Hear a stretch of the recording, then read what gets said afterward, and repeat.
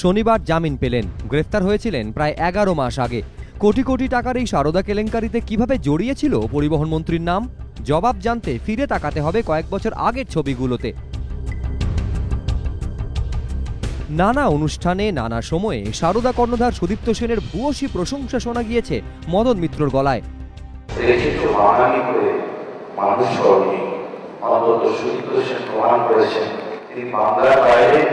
ভারতবর্ষের সর্বত্র সারে জাহাঁ সে আচ্ছা হিন্দুস্তান हमारा पंजाब सिंधु गुजरात মারাঠা দ্রাবিড় উত্তরবঙ্গে নিজেকে প্রতিষ্ঠিত করেছেন।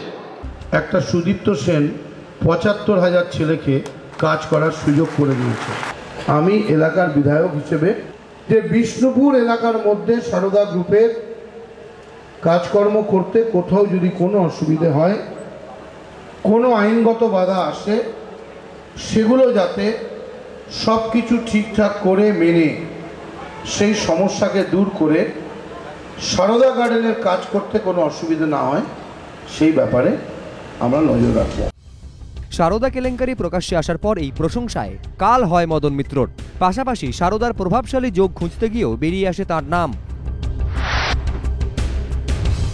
সিবিআই সূত্রে দাবি, মদন মিত্রর প্রাক্তন আত্মসহায়ক দাবি করেন তিনি মিডল্যান্ড পার্ক থেকে প্যাকেট নিয়ে মন্ত্রীকে পৌঁছে দিতেন। সেই প্যাকেটে টাকা থাকতো বলেই সিবিআই এর অনুমান। একই দাবি করেন সারদার গাড়ির চালকেরাও। সারদার মিডল্যান্ড পার্কের অফিসের কর্মীদের দাবি, নানা সময়ে মদন মিত্রকে মিডল্যান্ড পার্কে আসতে দেখেছেন তারা। চার্জশিটে সিবিআই দাবি করে 2011 সালে বিধানসভা নির্বাচনে মদন মিত্র যখন কামারহাটি থেকে প্রতিদ্বন্দ্বিতা করেন, তখন তাকে সর্বতোভাবে সমর্থন জুগিয়েছিল সারদা গোষ্ঠী।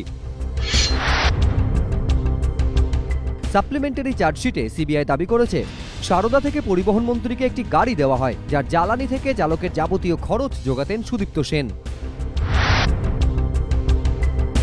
সিবিআই সূত্রে খবর, 2011 সালের বিধানসভা ভোটের প্রচারও সারদার গাড়িতে চড়েই সারেন মদন মিত্র। শুধু গাড়ি নয়, তার প্রচার পর্বের খরচও তখন সারদাই জুগিয়েছিল বলে দাবি সিবিআই এর। অভিযোগ ওঠে, গ্রেফতার হন মদন মিত্র, অবশেষে পেলেন জামিন। এবিপি আনন্দ।